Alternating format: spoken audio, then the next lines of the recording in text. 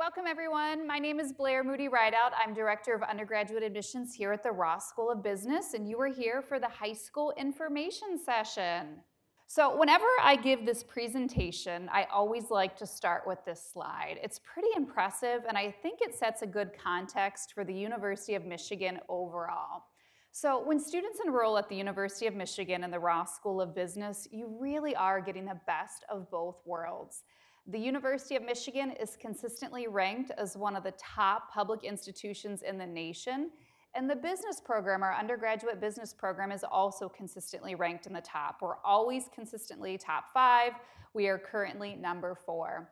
We have a very high university world rank in overall universities across the world, and many of our academic departments are also highly ranked. We are currently number 1 in management and marketing. And I also like to highlight too that many of our students, when they come to Michigan and they enroll at the Ross School of Business, they also take a lot of courses elsewhere. Our College of Engineering, College of Literature, Science, and the Arts also have very high rankings. Many students lately are taking courses at the School of Information as well, Ford School of Public Policy, Public Health. So there's a lot of different options for students to take undergraduate coursework. All right, this is what the curriculum looks like. I see a couple of phones up there. Certainly take a picture of it. This is also on the website too, but this gives you a good overview of when students take courses. The core curriculum really starts that sophomore year. So that first year, Michigan has a strong focus on the liberal arts. You're working through a lot of your LSA distribution requirements, which I'll talk about in a moment.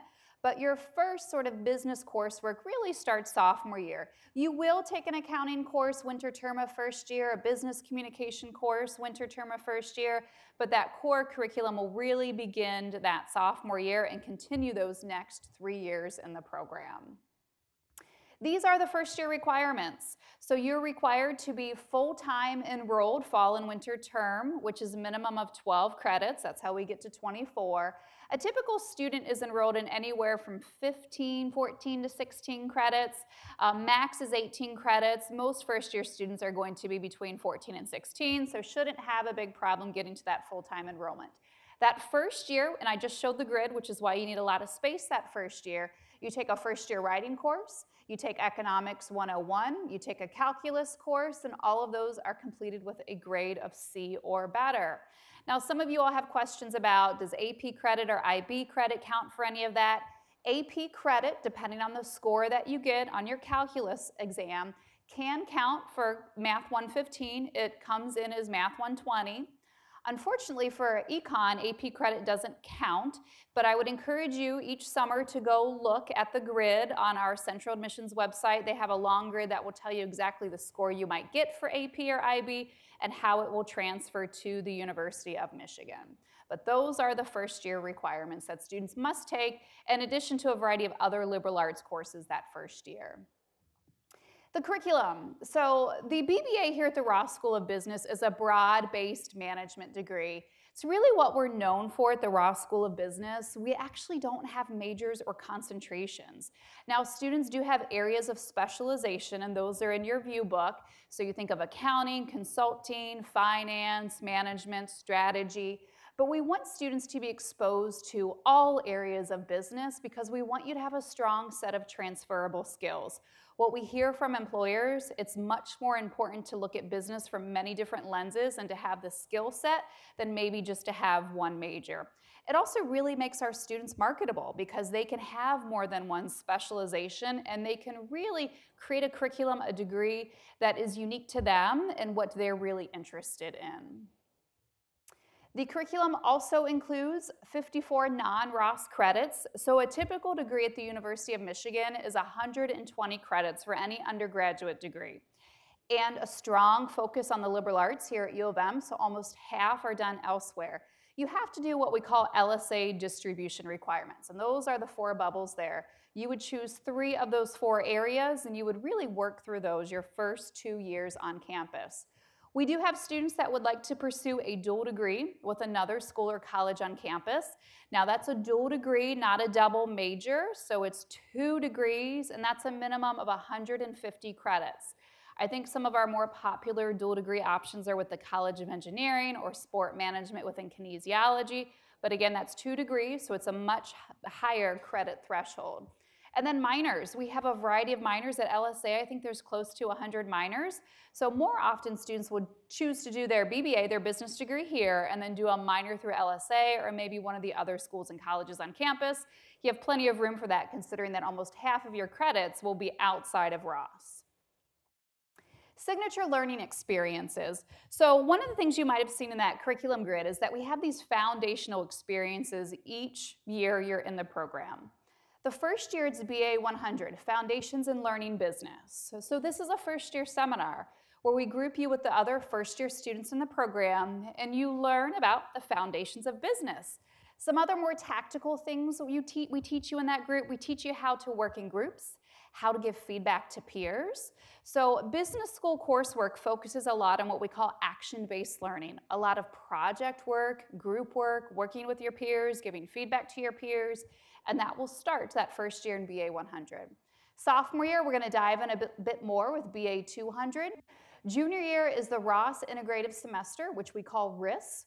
Well, those courses, they overlap. They're kind of team taught. Some of the disciplines or what you might learn in each course is also applied in other courses. Again, it's a broad-based BBA. We want everything to really integrate.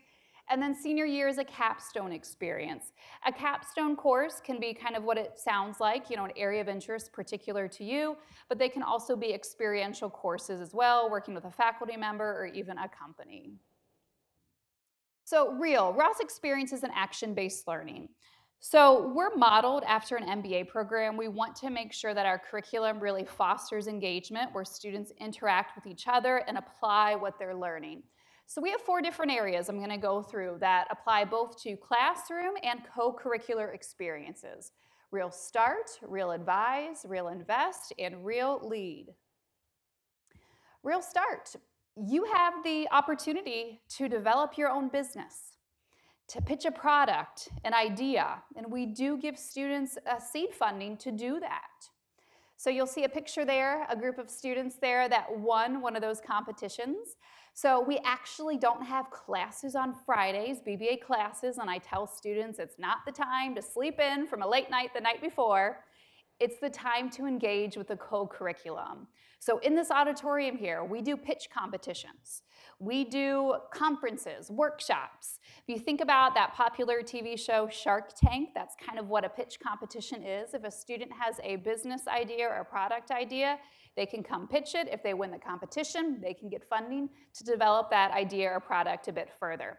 I also like to highlight one of our institutes and centers here, the Zell Lurie Institute for Entrepreneurship will often host many of those pitch competitions, workshops, professional development opportunities. They also provide a lot of guidance, one-on-one counseling and coaching if you have an idea. And we also have courses in entrepreneurial studies too that focus on creativity or maybe even creating a strategic plan for a business that you might want to develop one day. So you have the ability to start a business. Real Invest, help manage a student-run investment fund.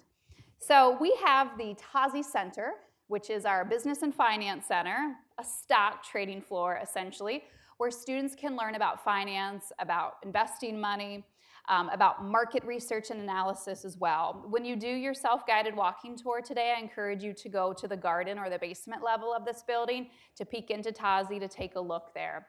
Tazi is a phenomenal resource that students have here. All of our students get Bloomberg access. You can also have Bloomberg downloaded on your own laptop if you would like to. You also get access to another computer software called FactSet, which is really quite expensive. I think the computer terminals in the Tazi Center have anywhere from $100,000 to $250,000 worth of software in each terminal. We don't pay that much as an educational institution, but that is what it is worth, and you should definitely take advantage of that when you're here on campus. If you're visiting other business schools this summer, looking at colleges, I would encourage you to ask questions. What type of computer software do students have access to? If you're interested in finance, that might want to be your question. How many students get access to Bloomberg? For Ross, every single BBA that would like it can have access. It's not always the same at other business schools. So that's something too that's really exciting to students. It's also very exciting to the employers of students as well. Bloomberg is highly regulated once students graduate, and first-year analysts often don't have access to that software. So the fact that you have access as an undergrad and you can start working to your certifications is a really big deal once you get on the job market as well. In addition to kind of finance, students can do a lot of market research in this lab as well. So I encourage students, if finance not your thing, completely fine. If you're interested in marketing, there's a lot of market research tools too that you can take advantage of within TOSI. Real advice, consult with real-world businesses on strategic issues. We want to put our students in front of businesses when they're undergrads so that they get that experience. Sometimes that's a very coordinated effort with a company that works with a professor and a class. Sometimes that's through internships. Sometimes that's through those Friday experiences. But we want students to have that experience. Another cool piece I like to highlight here would be our consulting clubs. So we have a variety of clubs in student life, and we have finance clubs, accounting clubs, but consulting clubs as well. And many of our consulting clubs will work with local businesses in Ann Arbor or Michigan to kind of provide a free service, but it also gives them a variety of experience. I thought it was really quite cool when the pandemic hit that many of our consulting clubs worked with local businesses in Ann Arbor on their e-commerce setup. There were a lot of local businesses that weren't selling their product online, or restaurants that didn't really have a queuing system. And so some of our consulting clubs worked with local restaurants to help that, but also gave them great skills they could put on their resume as well. And then Real Lead, operate an ongoing business unit with a corporate partner or lead your peers. So we have a course called LBLE, Living Business Leadership Experience, where students are formally placed with a company to get that type of experience leading something within a business. Most are local as far as Detroit as well. And we do, of course, have internships, which I will get to, but this is more of an academic component where students can get a leadership experience and also really reflect on it through coursework as well. And then lead your peers. Leadership is big here at Michigan at the Ross School of Business. We know that many students come in having leadership experience in high school. They want to expand on that. And oftentimes that would be through a lot of club experiences and having different leadership roles. Which brings me to clubs. Find what you love and do that. We want students to really find something they're passionate about and to experience that. Club involvement, the involvement with the co-curricular is really important to your success as a student. Again, it's also kind of one of the reasons we don't have classes on Fridays, because we want you to kind of implement what you're learning. A lot of times our clubs are the ones hosting the workshops, putting on the conferences, bringing a company to campus, and our companies really like to work with the clubs to recruit them as well. So if I'm an accounting firm or a finance firm, or I'm at Procter & Gamble, working in brand management, I'm going to go to the club, the brand management club, if I'm at Procter & Gamble. If I'm a big bank, I'm going to go to one of the investing clubs. So they often reach out to our student clubs when they're here on campus doing recruiting. They might do a workshop for the club. They want to get to know the members. So what's unique to Ross is that our clubs are typically more industry-based. Now, when you think of student life in general, I think the University of Michigan has actually close to 1,000 clubs on campus, and we encourage students to get involved outside of Ross as well. But the clubs here at Ross are probably going to be more specific to student industries. We also have identity-based clubs. I think of BBUS, our Black Business Undergraduate Society. I also think of MBW, Michigan Business Women. Both of those are focused with their members on providing mentorship and also professional development as well. All right, take a business trip. Pack your sense of adventure. How many students would like to have an abroad experience? Go ahead. When I ask that question, usually all the hands go up. This generation, you guys want to travel more. You want to meet others. There's a high sort of sense of intercultural competence that we see in this generation. And so we have a lot of opportunities for students to have an abroad experience. The typical study abroad typically happens, or it does happen, winter term of junior year through our Global Studies Office, or Global Initiatives. You do have to apply to that program. You apply during your sophomore year to then be where you're placed junior year. And you will study at a business school abroad. You will take business coursework. You will transfer business coursework back to Ross. We hand select those business schools. They're also highly ranked international business schools, and that is a great experience for students that want a full semester abroad. Now, for some of our students that maybe don't want a full semester or decide they want even more than a full semester and to have other opportunities, we have short-term trips for course credit. We typically will do short-term trips in May, right after the winter semester ends, or in August before the fall semester, or during our winter break. And winter break for us, we call it winter break, not spring break, because it's a winter term and it's the end of February typically for a week. Those courses are for 3 credits, and they're typically topical in nature. So we've taken students to Milan, Italy, to look at the fashion industry, especially high luxury goods and intellectual property law. We've gone to China to look at the Chinese consumer. We've gone to India to look at e-commerce. We've gone to Santiago, Chile to look at the wine industry as an emerging market. We've gone to Costa Rica to look at ecotourism. So we've gone to many different countries. Those are just a few. And what you do is it's a 3-credit course. So that semester before or that semester after, if you're an August course, you'll learn about the economics of the country you're going to. You'll write a paper on it. And it'll be something, like I said, topical in nature that may align with what your academic interests are. So a lot of great experiences for students to have an abroad experience.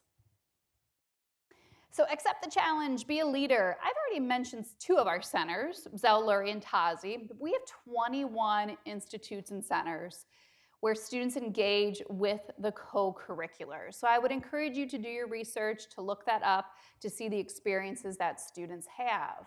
And I'm gonna play a video in a moment about one of the experiences that our Sanger Leadership Center will offer.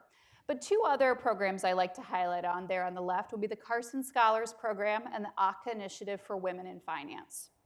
The Carson Scholars Program is for students that are interested in business and politics, potentially, kind of that intersection of business and politics. Students have a course for Carson Scholars Program, and they also go to Washington, D.C. that May after the course.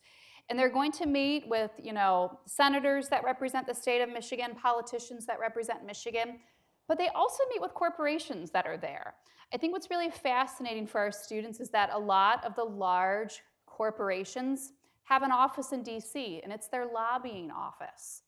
It's their corporate strategy office. So students that have always really liked politics, political science, but are interested in business, the Carson Scholars Program is a really good experience to explore that interest. The other program there would be the ACA Initiative for Women in Finance. We believe here at Ross that we are creating the next generation of women that will go work on Wall Street and work in finance or corporate finance. The ACA Initiative is named after Jane Ock, who's a BBA alum that went to work in finance when she graduated from Ross, and she did very well for herself.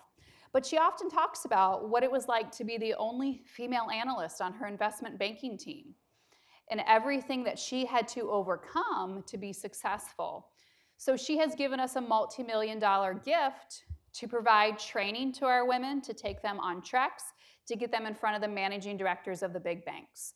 I think what's coolest about ACK are the treks that we do during fall break in October, winter break in February, and either other points during the year. We do these treks where we take a group of women. We've gone to New York City, we've gone to Chicago, we've actually gone to Seattle to look at corporate finance at companies like Microsoft and Boeing, and they learn about finance, and they meet with executives. And let me tell you, those executives are so excited to be in a room of women that want to work in finance, and oftentimes they will connect with those women, they will continue to recruit them, they will go through pipeline programs of internships and hopefully land full-time jobs.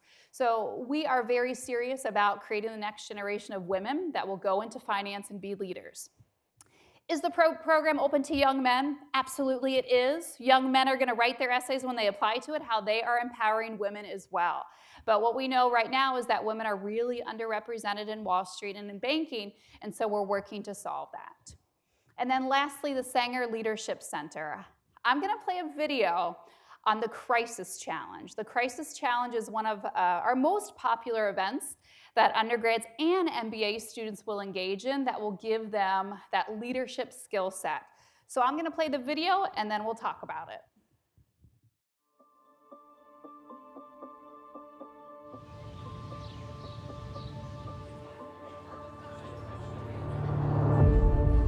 I actually heard about the crisis challenge since I was a freshman.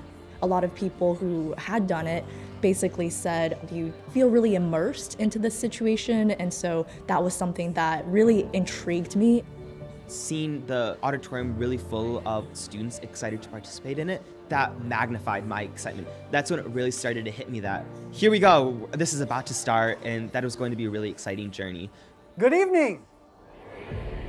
Welcome to the Leadership Crisis Challenge. The Leadership Crisis Challenge is one of the most high-stakes environments to put you on your feet and to lead in situations where you're going to be taken to the test. Under your leadership, a crisis is going to emerge. We knew it was going to be a crisis, so I was already very, very stressed. I think it was interesting how quickly I was able to immerse myself. You are all C-suite executives of Driver. Today, the company launches its first fleet of autonomous vehicles. Good luck.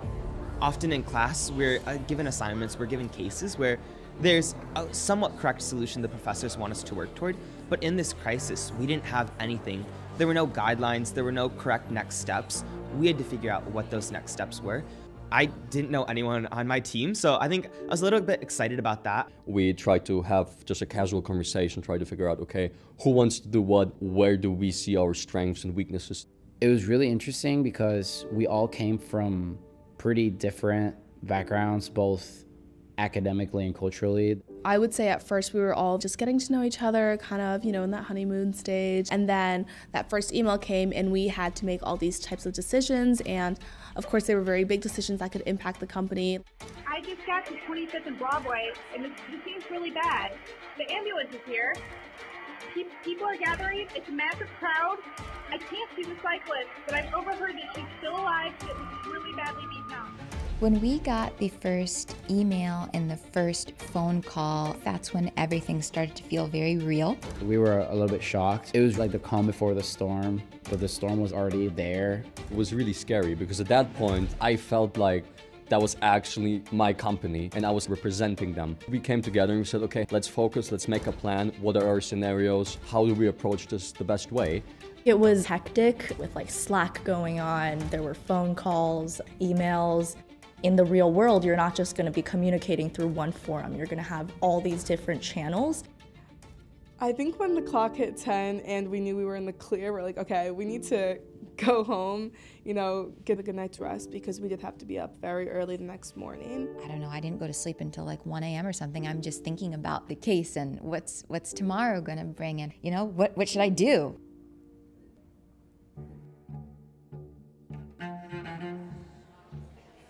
Entering the big house was kind of a reality check. We're not in a Ross study room anymore.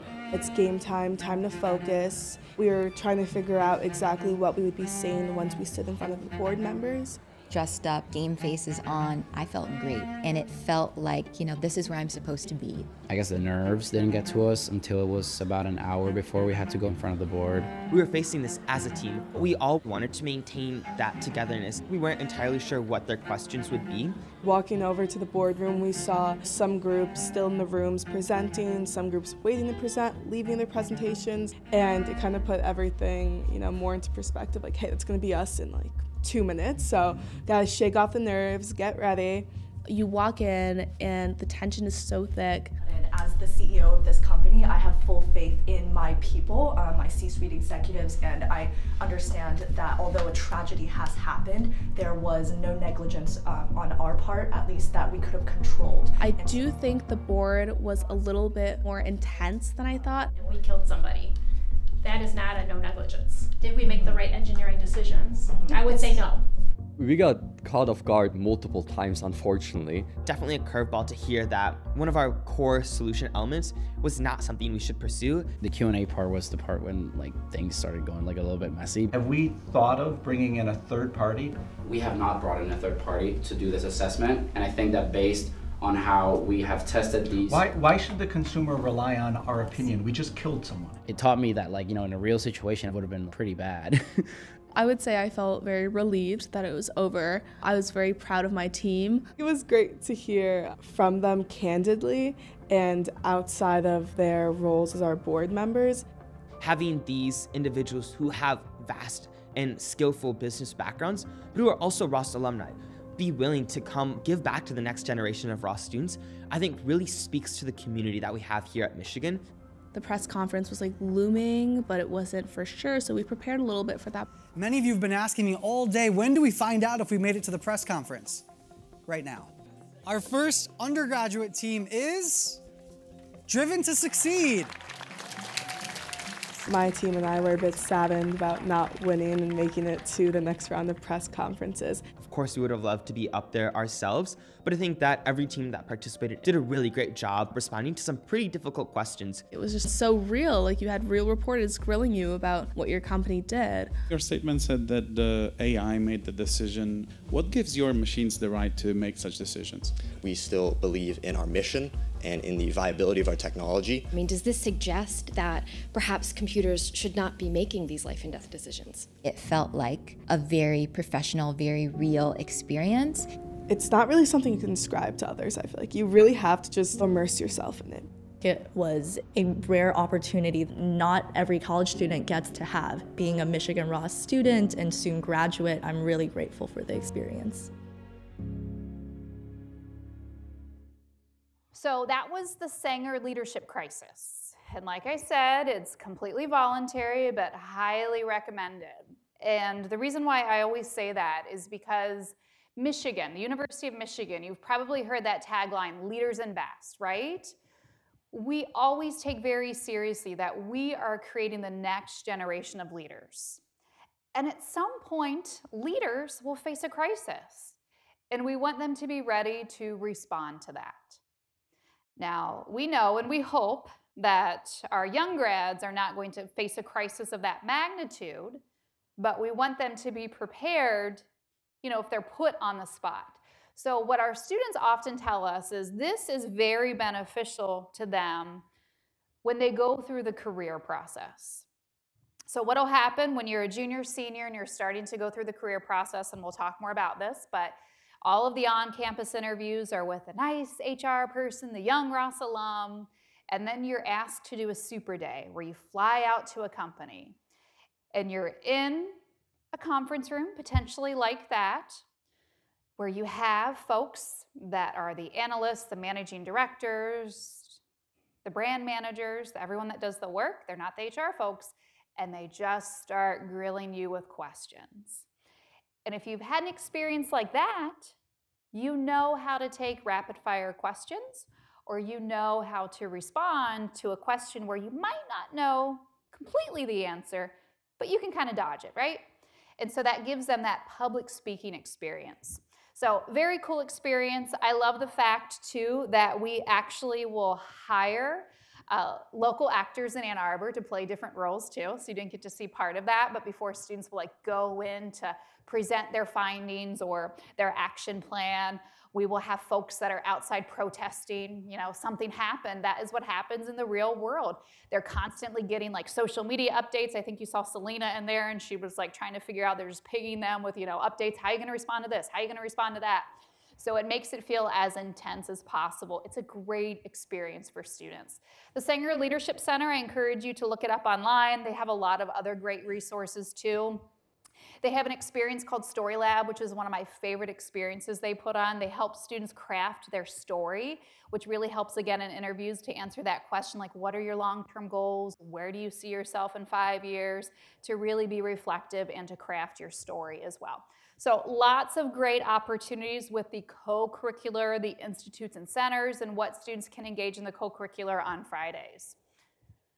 All right, let's keep going here. So faculty, get engaged. Faculty advisors are here to help. Our faculty are pretty phenomenal. So our faculty members are really the reason why the school has such a high rank. And when you think about the different departments that are ranked #1, I showed you on that first slide, it's because of a lot of research they put out, but also their teaching experience and how they interact with undergraduate students. Your faculty here at Ross, you're not going to have graduate students teaching you, you're going to have full-time faculty teaching you. And you're going to have the full-time faculty with the tenure, the PhDs, and then also the faculty members that are the clinical professors that have a lot of the work experience. When I give this presentation, I like to always highlight 2 clinical faculty members because students sometimes want to know, what does clinical mean? So clinical essentially means they've had work experience a number of years and now they teach about it. The first one I like to highlight is Sherry Alexander. Sherry is a professor in our management organizations track. And Sherry was an executive at General Motors. So for a time being, she was the universal chief of HR. She was in the cabinet there of General Motors, and she globally. And as her role in HR, one of the things that was really important to her was to mentor the women that were rising through the ranks. And one of her mentees often comes back to teach a course with her, to do different lectures, and they talk about corporate strategy, they talk about management organizations in her class. And you want to know who that mentee is? It's Mary Barra. So Mary Barra, who is now the CEO of GM, one of the most powerful women in business, is here quite a bit at Ross. Now, she's very busy right now, so she can't help co-teach that course as much as she has in the past. But that group of students that take that management course get to go to General Motors every year and to hear a lecture from Mary. Mary's also really connected with Ross. She really likes to recruit Ross students here. The seniors every year that are set to go work for General Motors that have accepted a full-time offer there, many of them in corporate finance, she will take them out to lunch every year. So it's pretty cool to think that we have Mary Barra's mentor on faculty here. The other faculty member I like to highlight is Marcus Collins. I encourage you to Google that name and to follow him on social media. Because what does he write about? Social media. He's a professor of marketing. Focus on digital marketing. So Marcus Collins has worked with some of the largest brands in pop culture. He did the whole sort of iTunes and Nike expansion. I think for me, his biggest claim to fame was that he ran digital strategy for Beyonce at one point. And he's done a lot in the music industry as well. He's been a creative director for one of the largest brands in New York City, the Brooklyn Nets. He worked with them to create a lot of their very profitable brand strategies.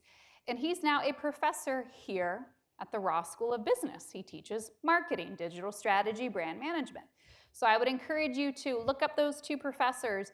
What I think is really cool about the Ross School of Business is we have the academic faculty, and that's why we're so highly ranked. And then we also have the clinical faculty members that are the experts in their field. Many of those faculty have students engage in a consulting project or work with companies that come and give lectures. Marcus has a lot of media influencers that will do virtual lectures for his class. And it's so popular, he has a lecture series outside of class that students can sign up for to kind of watch those Zoom lectures. So a lot of great experiences for students to learn from some experts that have really deep experience. All right, let's talk about the Career Development Office. I think most of you are always, interested in kind of that end result, the industry. What does it look like for students when they graduate? I know all my parents are interested in that. It's typically the section you parents like the most. All right, shine in the job market.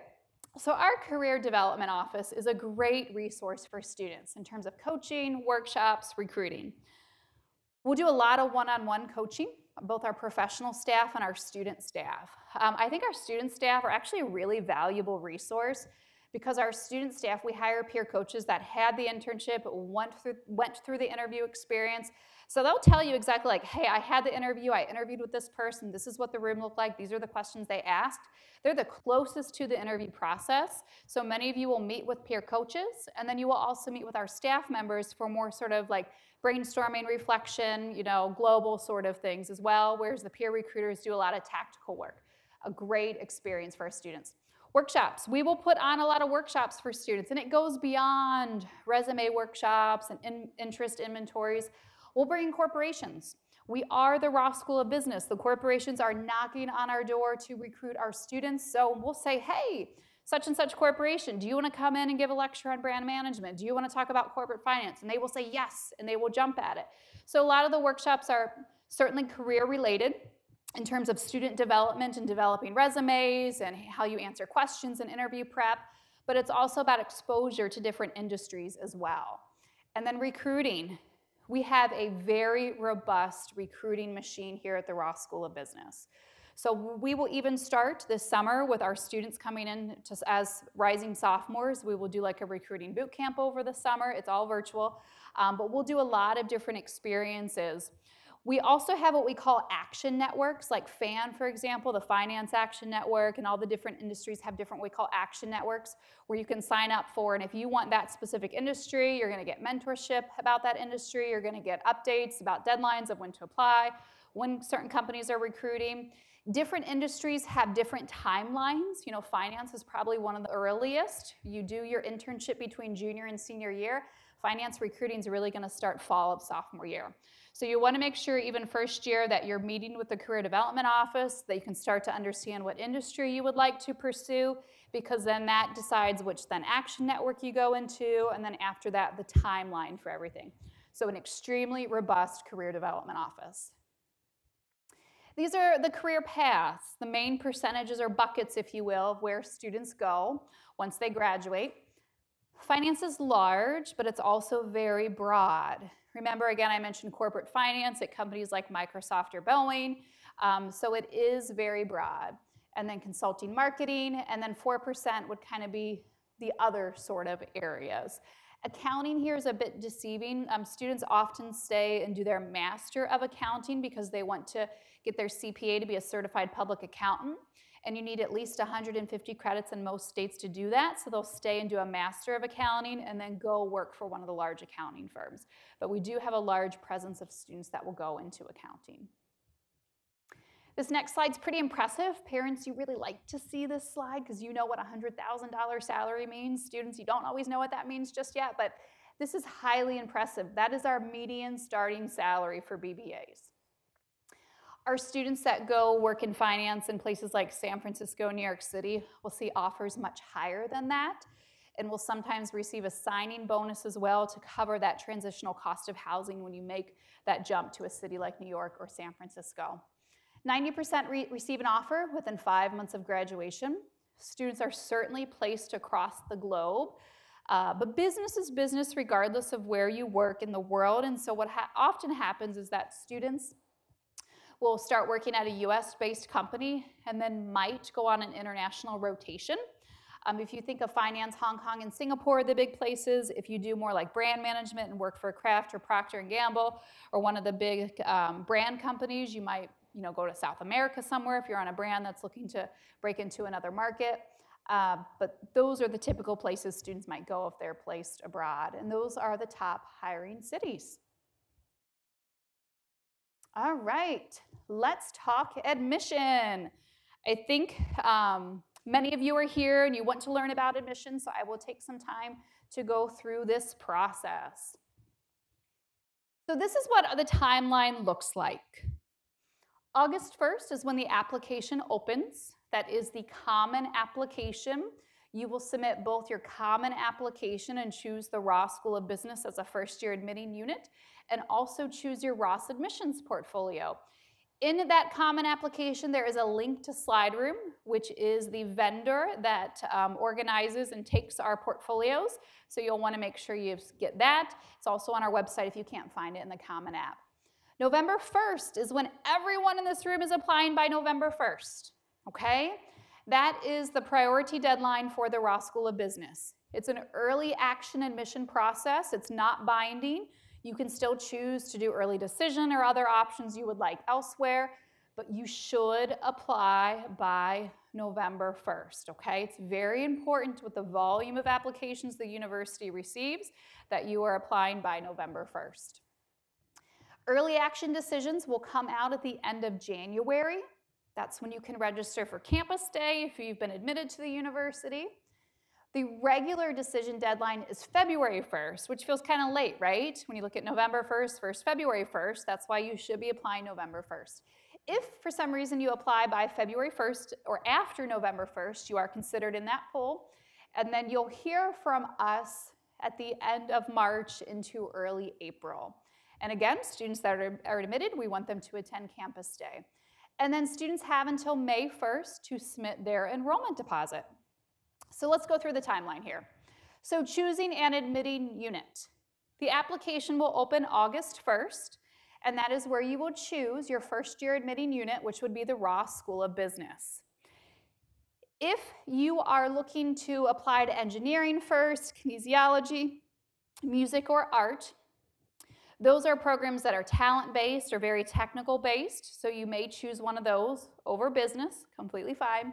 You would then choose preferred admission to the Ross School of Business, okay? But if you're looking for a business degree, you're choosing Ross as a first-year unit on the common application.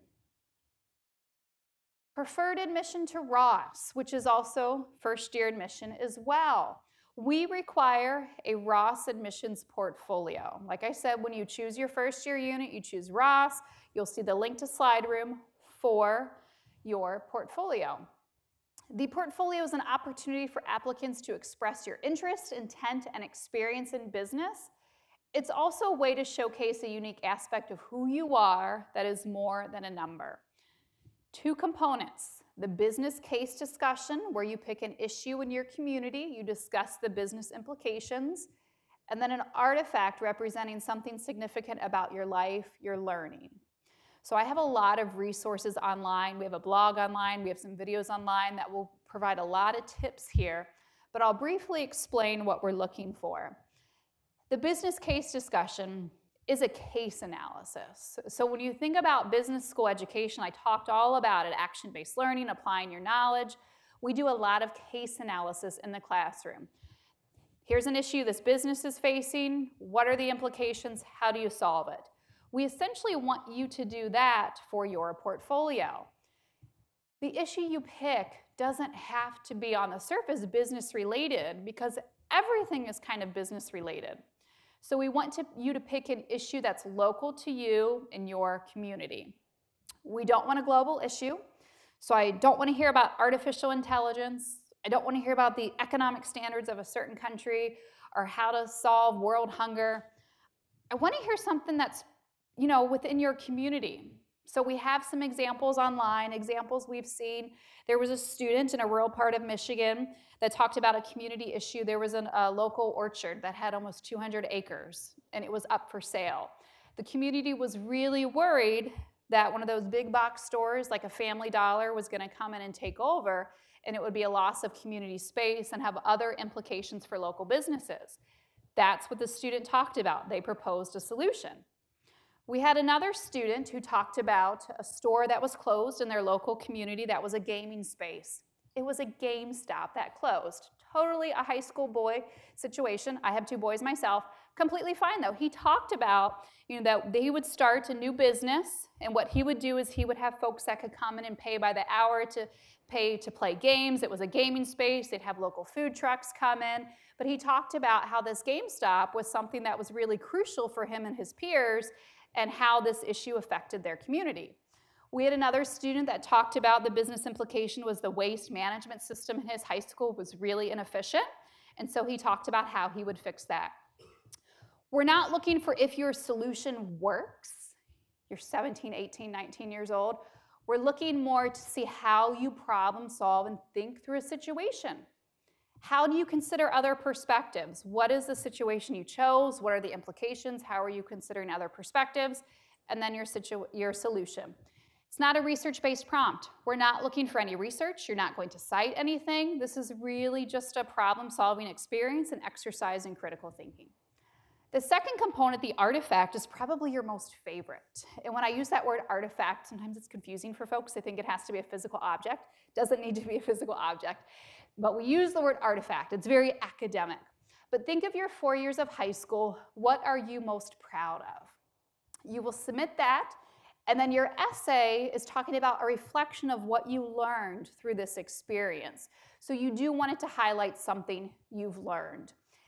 It's not a business plan. It's not something you just started senior year to get into high school. It's something that is really important to you, where you can show your learning and maybe also your impact, okay? Think of your 4 years of high school. What are you most proud of? High achieving students, you're good at a lot of different things, and so we were always, before we had the portfolio, we're getting a lot of supplemental information, a research paper, this award, a speech, and we didn't really have a way to formally value that in the admissions process, so this allows us to value that. I also encourage you to think about how you're going to submit it. So we had a student one year that uploaded the speech notes for the speech they gave instead of the certificate, told us a lot more about the time they put into that. We had another student who uploaded her lesson plan to get a Girl Scout badge. She taught local elementary kids how to do coding, which we would have just seen, a badge and listed on her extracurriculars, but she actually talked about, she taught younger kids how to learn coding skills through honeybees and honeycombs. And she talked about how hard it was to apply it in their mindset, but also to apply her knowledge of coding, which our faculty loved because that shows us a bit of mastery. When you can teach something you know and in a different way, it means you have mastery on the topic. So those were two really good examples. You saw some of the videos there. Jo submitted a video of mock trial. It was her practice mock trial video, not the competition. And then Priyanka submitted her personal blog. One of our favorite blog posts from her personal blog was on the aesthetics of calculus. And she wasn't writing a new mathematical formula. She wasn't solving a really hard mathematical formula. She went home and she wrote a blog post on how she liked numbers and they were pretty and they fit together.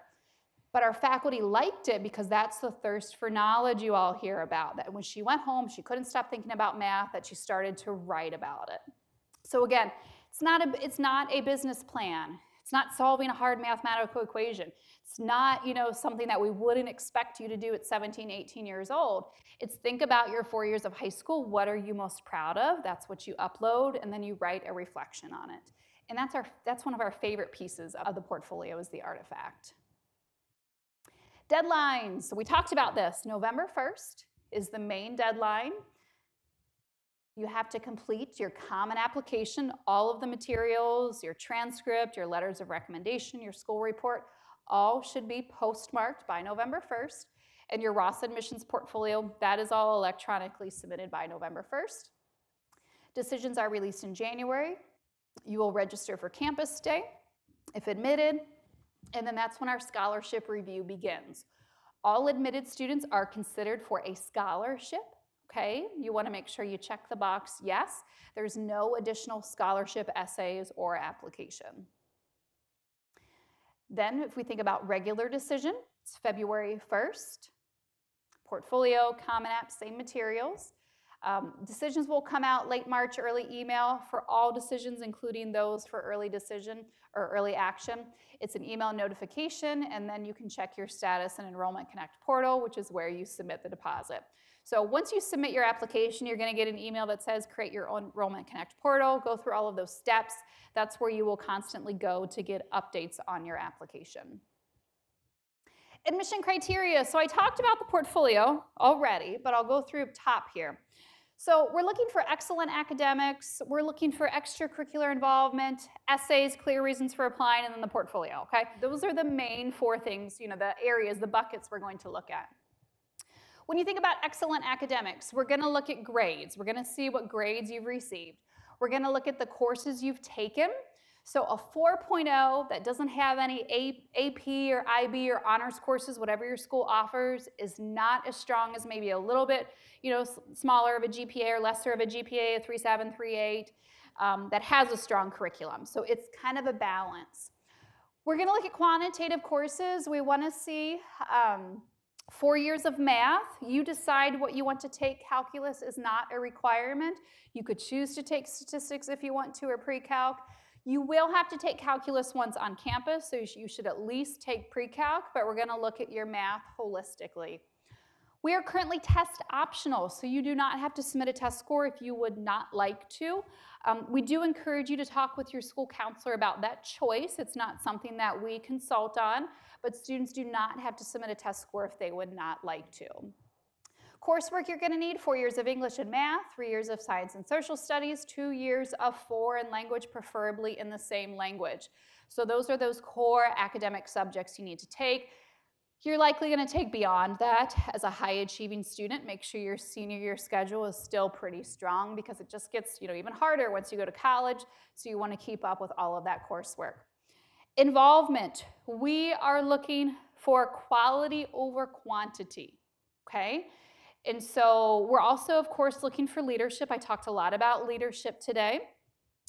And we're looking to how you give back to your community and kind of that impact too. But I will say you don't have to be involved in a business club to get into a business school, especially if your high school doesn't offer it. I often give the example, the ad manager of the yearbook shows us just as much business interest as the passive, student who's attending an econ club or a business club. So for us, we're really looking for that impact and how long you've been involved in something and if you have leadership. We also really like student jobs. A lot of students nowadays don't have summer employment or a job because they're busy with a lot of other things, which we get, but we do really like student jobs because it's a little bit independent of your school environment and maybe the first time you've actually had to work with a supervisor. So it helps us see a little bit of independence that students have. Clear reasons for applying. In your essays, admission essays are reflective writing. You should be talking about you. You're not going to tell me about this tour you took and how pretty the business school was, right? Like, we love the building too, but that's a waste of space on your essay. You're also going to talk about you. You're not going to tell me the dinner time conversations with mom or dad about their business and why you went to study business. It's a waste of space to talk about mom and dad. Sorry, mom and dad. But this is reflective writing. You talk about you. You do not need to name drop a professor. You do not need to name drop a course. You do not need to tell me about the football outfit that you wore when you were 5 years old and why you want to come to Michigan. This is something academic related to why you went to study at Michigan, okay? And you don't need to read the stats of the website or how high ranked the business school is or the salary. We know all of that. We don't want platitudes about Ross. We want to learn about you. So clear reasons for applying.